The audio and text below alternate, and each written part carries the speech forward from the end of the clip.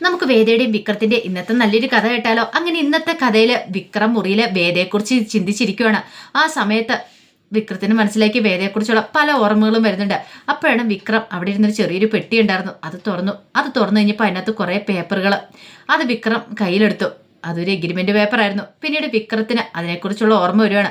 ഒരു ദിവസം താൻ രാവിലെ പല്ല് തേച്ച് മുഖം കഴുകി പുറത്ത് നിൽക്കുന്ന സമയത്ത് വേദ അങ്ങോട്ടേക്ക് വരുന്നേ. വേദ വന്നിട്ട് പറഞ്ഞു, അതെ, ഈ എഗ്രിമെന്റ് മുഴുവൻ കത്തിപ്പോയല്ലോ എന്ന് പറഞ്ഞു. എഗ്രിമെന്റോ? മനസ്സിലായില്ലേ എന്ത് എഗ്രിമെന്റാന്ന്? നിങ്ങൾ എന്നെ കൊണ്ട് എഴുതി ഒപ്പിടിച്ച എഗ്രിമെന്റേ. അത് കേട്ട് വിക്രം പറഞ്ഞു, അല്ല നീ എന്തിനാ ഇതിപ്പം പൊയ്ക്കൊണ്ടു വന്നേ? അല്ല, ആ ഗുണ്ടകൾ വന്ന് വിളയാടിയ സമയത്തെ മുറി കത്തിപ്പോയ സമയത്ത് മുറിക്കകത്തുണ്ടായിരുന്നത് പകുതി ഇതിനകത്ത് നഷ്ടപ്പെട്ടു പോയി. കണ്ടില്ലേ, ഈ സൈഡൊക്കെ കത്തിക്കഴിഞ്ഞ് പോയിട്ടുണ്ടെന്ന് പറഞ്ഞു. ആ സമയത്താണ് കമല എങ്ങോട്ട് വരുന്നത്. കമല വന്നിട്ട് ചോദിച്ചു, ഇതെന്താ മോളേന്ന് ചോദിച്ചു.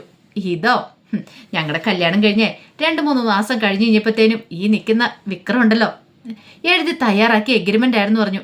എഗ്രിമെന്റോ? അതെ, എന്നെ കൊണ്ട് സൈൻ ചെയ്യിച്ച എഗ്രിമെന്റ്. അല്ല, എന്താ മോളെ ഇതിനകത്ത്?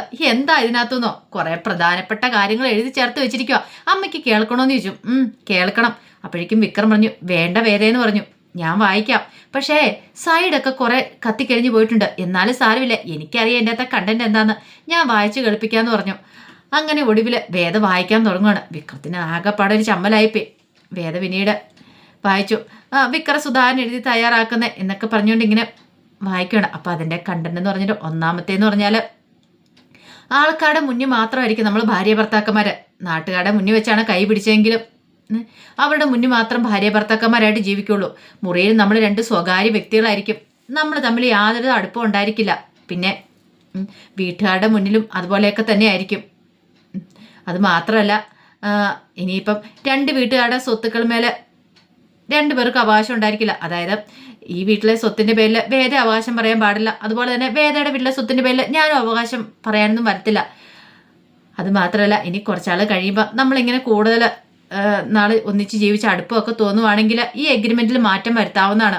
പക്ഷെ അതുവരെ നമ്മൾ 2 വ്യക്തികളായിരിക്കും. നമ്മൾ ശാരീരികമായിട്ടും മാനസികമായിട്ടും നമ്മൾ ഒരിക്കലും ഒന്നായിരിക്കില്ല. അങ്ങനെയൊക്കെ പറഞ്ഞ് ഒരു 3-4 പേജിൽ എഴുതി തീർത്ത ഒരു എഗ്രിമെൻ്റ് ആയിരുന്നത്. അതേ വേദയെ കൊണ്ട് സൈൻ ചെയ്യിച്ചിട്ടുണ്ട്. അങ്ങനെ വേദ അത് വായിക്കണ സമയത്ത് വിക്രത്തിന് ആകെപ്പാടെ ടെൻഷനായിരുന്നു. വിക്രത്തിന് നാണക്കേടുമായി. പിന്നീട് വേദ കൂടുതൽ വായിക്കാൻ നിൽക്കുമ്പോൾ വിക്രം പറഞ്ഞു, മതി മതി, നിർത്തിയാക്കാൻ പറഞ്ഞു. വേദ പറഞ്ഞു, ഞാനിതൊന്ന് വായിക്കട്ടെ. എന്തിനാ വിക്രം ഇങ്ങനെ ടെൻഷൻ അടിക്കണമെന്ന് ചോദിച്ചു. നീ അങ്ങനെ ഇപ്പോൾ വായിക്കണ്ടെന്ന് പറഞ്ഞ് വിക്രം ഒന്ന് തട്ടിപ്പറിച്ചെടുത്തോണ്ട് ഓടുവാണ്. ആ സമയത്ത് കമല വിളിച്ചു പറഞ്ഞു, എടാ അവിടെ നിൽക്കടാന്ന് പറഞ്ഞു. നിനക്ക് നാണം ഉണ്ടോടാ ഇങ്ങനെയൊക്കെ എഴുതി പിടിപ്പിക്കാനായിട്ട്? നീ എന്തൊക്കെയാടാ പറഞ്ഞു വെച്ചിരിക്കണം എന്നൊക്കെ ചോദിച്ചു. വിക്രത്തിന് ആകെപ്പാടൊരു ചമ്മൽ തോന്നി. പിന്നീട് വിക്രം അതുമായിട്ട് മുറി വന്നിരുന്ന് വായിച്ചു. അപ്പോൾ ആ ഒരു കാര്യങ്ങളൊക്കെ വിക്രത്തിൻ്റെ മനസ്സിലേക്ക് പോവാണ്. അന്ന് താൻ ചെയ്തു കൂട്ടിയ കാര്യങ്ങളൊക്കെ ഇപ്പോഴതൊക്കെ ഓർക്കുമ്പോഴത്തേനും വിക്രത്തിന് വല്ലാത്തൊരു ബുദ്ധിമുട്ടും കാര്യങ്ങളും തോന്നുന്നുണ്ട്. ഒന്നും വേണ്ടിയിരുന്നില്ല എന്നൊരു ചിന്ത മനസ്സിൽ. പിന്നീട് പിറ്റേ ദിവസം രാവിലെ വേദ ക്ഷേത്രത്തിലേക്ക് ചെല്ലുവാണ്. അങ്ങനെ ക്ഷേത്രത്തിൽ ചെന്ന് വഴിപാടുകളൊക്കെ കഴിച്ച് മേടിക്കുന്ന സമയത്ത് തിരുമേനി പറഞ്ഞു, ആ വീട് വിട്ട് ഇറങ്ങിയില്ലേ, മാഷിൻ്റെ വീട്ടിൽ നിന്ന് ഇറങ്ങിയില്ലേ എന്ന് ചോദിച്ചു.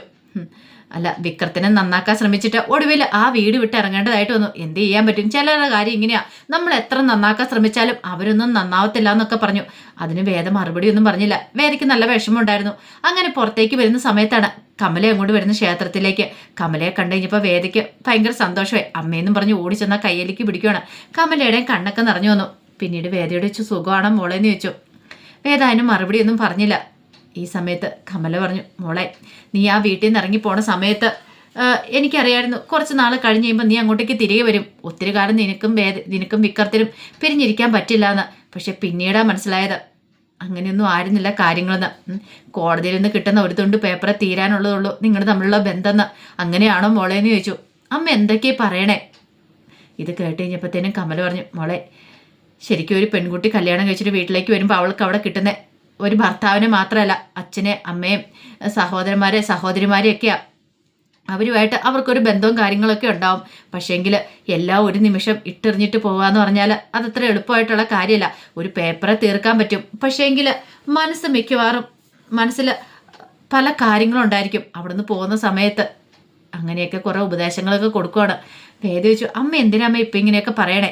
അപ്പോഴേക്കും കമല പറഞ്ഞു, നിങ്ങൾ തമ്മിലുള്ള പ്രശ്നം എന്താണെന്ന് അറിയത്തില്ല മോളെ എനിക്ക്, നീയും വിക്രം തമ്മിലുള്ള. പക്ഷേങ്കിൽ അത് ഈ ഡിവോഴ്സിലേക്ക് വരെ എത്താൻ പാകത്തിന് കാരണമായെന്ന് എനിക്കറിയില്ല.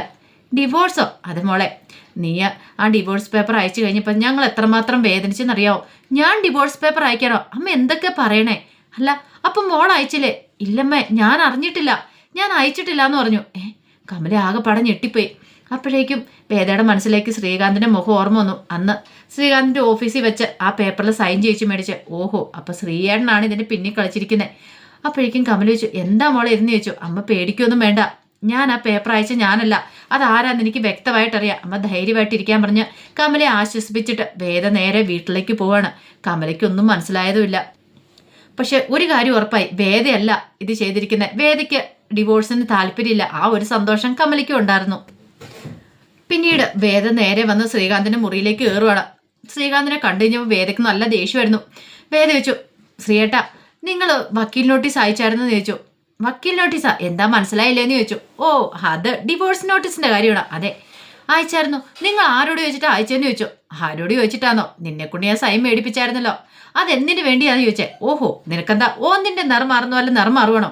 നിന്നോട് ഞാൻ പറഞ്ഞായിരുന്നല്ലോ. ഇത് ശ്രീയേട്ടാ, ഇത് തീ കൊണ്ടുള്ള കളിയാണ്, വേണ്ടാന്ന് പറയണം. എന്റെ പെർമിഷൻ ഇല്ലാതെ ഇത് ചെയ്തിരിക്കുന്നേ. നിന്റെ പെർമിഷനോ? അതിന് നിന്റെ പെർമിഷൻ ചോദിക്കേണ്ട കാര്യമില്ലാന്ന് പറഞ്ഞു.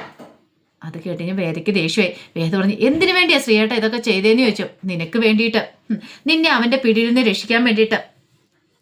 അവനെ പോലെയുള്ള ഫ്രോഡിന്റെ കൂടെ ജീവിച്ച് നിന്റെ ജീവിതം തീർക്കാനുള്ളതല്ല. അതുകൊണ്ടാണ്. നിനക്കറിയാലോ നിന്റെ ശ്രീയേട്ടൻ എങ്ങനെയായിരുന്നത്. നീ അവനും തമ്മിലുള്ള ബന്ധത്തില് എനിക്ക് ഒട്ടും താല്പര്യമല്ല നിനക്കറിയായിരുന്നല്ലോ. നിങ്ങൾ തമ്മിൽ കല്യാണം കഴിച്ചതിന് ശേഷമല്ലേ ഇങ്ങനെ പ്രശ്നങ്ങളൊക്കെ ഉണ്ടായത്. ഒരു കാരണവശാലും ഞാൻ ആ ബന്ധം ആഗ്രഹിക്കുന്നില്ല എന്ന് പറഞ്ഞു. ഇത് കേട്ടുകഴിഞ്ഞപ്പോൾ വേദ പറഞ്ഞു, ഇതിനെതിരെ പ്രതികരിക്കാനായിട്ട് എനിക്കറിയാം. നീ ഒച്ചപ്പാട് വെക്കല്ലേ, പുറത്ത് ആൾക്കാർ കേൾക്കട്ടെ. അപ്പൊ ശ്രീയേട്ടന് പേടിയുണ്ടല്ലേ? പേടിയോ? നിന്നെ ഞാൻ ഇതിനെ പേടിക്കണേ? എടി, ഇത്രയും കാലം ഞാൻ ഉണ്ടാക്കിയതൊക്കെ ഒറ്റ നിമിഷം നഷ്ടപ്പെട്ടു എന്ന് പറഞ്ഞാൽ വെറും കാവൽപ്പട്ടി മാത്രമായിട്ട് ഞാൻ മാറിയിട്ടുണ്ടെങ്കിൽ എന്തായിരിക്കും? കാരണം വേദയുടെ പേരിലല്ലേ സ്വത്തുക്കളും കാര്യങ്ങളൊക്കെ. വിക്രം അവിടെ ആ സ്ഥാനത്ത് കയറിയിട്ടുണ്ടെങ്കിൽ പിന്നെ ശ്രീകാന്തിന് അവിടെ ഒരു റോളും ഉണ്ടാകത്തില്ല. അതുകൊണ്ടാണ് ശ്രീകാന്ത് ഭയക്കണത്. ശ്രീകാന്ത് പറഞ്ഞു, അങ്ങനെ കാവൽപ്പട്ടി ആവാനായിട്ട് എനിക്ക് ഒട്ടും ആഗ്രഹമില്ല. അതുകൊണ്ട് നിന്റെ ജീവിതം എങ്ങനെയാന്ന് ഞാൻ തീരുമാനിച്ചെന്ന് പറഞ്ഞു. ഇത് കേട്ടപ്പോൾ വേദ പറഞ്ഞു, ഇതേ ശ്രീയേട്ട വേണ്ടാന്ന് പറയണ. ഇനിയിപ്പോൾ സ്വത്തിന്റെ പേരിലാണ് ഇങ്ങനെയൊക്കെ ചെയ്യുന്നെങ്കിൽ ഒരു കാര്യം ചെയ്യാം, ഞാനതെല്ലാം കൂടെ വിട്ടു തന്നേക്കാന്ന് പറഞ്ഞു. ശ്രീകാന്ത് പറഞ്ഞു, നിനക്ക് വിട്ടുതരാൻ പറ്റില്ലല്ലോ. അങ്ങനെയാണല്ലോ അച്ചാച്ചൻ എഴുതി വെച്ചിട്ട് പോയിരിക്കുന്നേ. ക്രയവിക്രയം നടത്താനായിട്ട് നിന്റെ അടുത്ത തലമുറയ്ക്കല്ലേ പറ്റുള്ളൂ, നിനക്ക് സാധിക്കില്ലോ എന്ന് പറയണം. അപ്പൊ വേദയ്ക്ക് അത് കൊടുക്കാനൊന്നും പറ്റില്ല. വേദയുടെ മുത്തച്ഛൻ അങ്ങനെ ചെയ്തു വെച്ചിരിക്കുന്നത്. വേദയുടെ തലമുറയ്ക്കേ പറ്റത്തുള്ളൂ അത് മാറ്റം ചെയ്യാനായിട്ട്. അതുകൊണ്ടാണ് ഞങ്ങൾ തീരുമാനിച്ച, ഇനി നിന്റെ അടുത്ത തലമുറ ആരാവണമെന്ന് നല്ല കുടുംബത്തിൽ നിന്നുള്ള ആൾക്കാരായിരിക്കണം, അങ്ങനെ വേണമെന്ന് തീരുമാനിച്ച, അതുകൊണ്ടാ എന്നൊക്കെ പറഞ്ഞിട്ട് ദേഷ്യപ്പെടുകയാണ്. ആ സമയം വേദ പറഞ്ഞു, ഇതേ ശ്രീയേട്ട വേണ്ടാന്ന് പറയണേ. എടി, നീ ഇനി കൂടുതൽ കളിച്ചാണ്ടാലും അറിയാലോ മാഷിനും വിക്രത്തിനൊക്കെ എന്താ സംഭവിക്കുന്നത്, അതുകൊണ്ട് അടങ്ങിയിരിക്കുന്നത് നല്ലതെന്നും പറഞ്ഞിട്ട് ദേഷ്യപ്പെട്ട അങ്ങോട്ടേക്ക് ഇറങ്ങിപ്പോയി ശ്രീകാന്ത്. വേദയ്ക്ക് സങ്കടം വന്നു. അങ്ങനെ കുറേ സമയം കഴിഞ്ഞ് കഴിഞ്ഞപ്പോൾ പുളിക്കന് വിക്രത്തിനെ വിളിച്ചുകൊണ്ട് പോയിട്ട് അങ്ങോട്ട് വരുവാണ്. അപ്പം ഇലക്ഷൻ പ്രചരണത്തിന് വേണ്ടിയിട്ടാ. അങ്ങനെ പുളിക്കൻ അങ്ങോട്ടേക്ക് വന്നു. അങ്ങനെ അനൗൺസ്മെന്റും കാര്യങ്ങളൊക്കെ ഉണ്ടായിരുന്നു. പുളിക്കൻ വന്നു കഴിഞ്ഞപ്പോഴത്തേനും വിക്രം അങ്ങോട്ട് ഇറങ്ങാൻ തുടങ്ങുമ്പോൾ മാഷ് പറഞ്ഞു, നീ പോവാണെന്ന് ചോദിച്ചു. അപ്പോഴേക്കും വിക്രം പറഞ്ഞു, അച്ഛാ, ഞാൻ പറഞ്ഞല്ലോ, ഈ ഇലക്ഷൻ പ്രചരണം കഴിയുന്നോടം വരെ എനിക്ക് ശ്രീനിസാറിനോടൊപ്പം നിന്നേ മതിയാവുള്ളൂ. അതിന് ശേഷം എന്താണെങ്കിലും ഞാൻ അച്ഛൻ്റെ ഒരു വാക്ക് തന്നിട്ടുണ്ട്, അതെന്താണെന്ന് ഞാൻ പാലിക്കുമെന്ന് പറയാണ്. അതിനൊരു മാറ്റം ഉണ്ടാകത്തില്ലെന്ന് പറഞ്ഞു. അത് കേട്ട് കഴിഞ്ഞപ്പം മാഷ് പറഞ്ഞു, അങ്ങനെയാണെങ്കിൽ അങ്ങനെ തന്നെ നടക്കട്ടെ, അറിയാലോ. ആ സമയത്ത് കമല പറഞ്ഞു, വിക്രം, ഒരു കാര്യം എനിക്ക് പറയാനുണ്ട്. എന്താ? വേദ ഞാൻ നോട്ടീസ് അയച്ചില്ലേ, അത് വേദ അറിഞ്ഞുകൊണ്ട് ചെയ്തല്ലെന്ന് പറഞ്ഞു. അറിഞ്ഞുകൊണ്ട് ചെയ്തല്ലെന്നോ? അല്ല, അവളല്ലത് അയച്ചിരിക്കുന്നത്. അവൾ എന്നോട് പറഞ്ഞു, ഇന്ന് ക്ഷേത്രത്തിൽ പോയ സമയത്ത് അവൾ അവിടെ വന്നിട്ടുണ്ടായിരുന്നു. ഈ സമയത്ത് പുളിക്കൻ അവിടെ വന്നിട്ടുണ്ടായിരുന്നു വിക്രത്തെ വിളിച്ചുകൊണ്ട് പോകാനായിട്ട്. പുളിക്കൻ അത് കേൾക്കുന്നുണ്ടായിരുന്നു. പിന്നീട് കമല പറഞ്ഞു, നീ പേടിക്കൊന്നും വേണ്ട, അവൾ ഒരിക്കലും അങ്ങനെ ഡിവോഴ്സ് പേപ്പറൊന്നും അയക്കില്ല, എനിക്ക് ഉറപ്പുണ്ട്, അത് വേറെ ആരോ ചെയ്താന്ന് പറഞ്ഞു. അത് കേട്ട് കഴിഞ്ഞപ്പം വിക്രം പറഞ്ഞു, സാരമില്ലമ്മേ, ഇനി അങ്ങനെ അവളുടെ തീരുമാനമെങ്കിൽ അങ്ങനെ ചെയ്യട്ടെ, അവൾക്ക് ഇവിടെ നിൽക്കാൻ ഇഷ്ടമില്ലാത്തതുകൊണ്ടല്ലേ അവൾ പോയെന്നൊക്കെ പറഞ്ഞു. ആ സമയത്ത് മാഷ് പറഞ്ഞു, തൽക്കാലം നീ അത് ഒപ്പിട്ട് തിരിച്ചയക്കുന്നില്ല, അതങ്ങനെ തന്നെ അവിടെ ഇരിക്കട്ടെ, എന്താ വേണ്ടതെന്ന് നമുക്കൊരു തീരുമാനം എടുക്കാം. നീ ആദ്യം ഇലക്ഷൻ പ്രചരണമൊക്കെ നടത്തുക, അതിനുശേഷം നമുക്ക് ആലോചിച്ചൊരു തീരുമാനം എടുക്കാമെന്ന് പറഞ്ഞു. അപ്പോഴേക്കും പുളിക്കൻ പറഞ്ഞു, ഇതേ വിക്രം സമയം പോകുന്നു എന്ന് പറയണം. വിക്രം അങ്ങോട്ട് ഇറങ്ങിപ്പോയി. ആ സമയത്ത് കമൽ പറഞ്ഞു, എല്ലാം ശരിയാകുമായിരിക്കും അല്ലേ മാഷേന്ന് ചോദിച്ചു. എല്ലാം ശരിയാവും എന്ന് പറഞ്ഞു. അങ്ങനെ അവർ സമാധാനിക്കുകയാണ്. അപ്പോൾ അതിൻ്റെ വിശേഷങ്ങളൊക്കെയാണ് കാണുന്നത്. ഇതിൻ്റെ ബാക്കി വിശേഷങ്ങളുമായിട്ട് വൈകുന്നേരത്തെ പ്രമോയി വരാട്ടോ. ഒരിക്കൽ കൂടി എല്ലാവർക്കും ശുഭദിനം നേർന്നുകൊണ്ട് നിർത്തുന്നു. നന്ദി.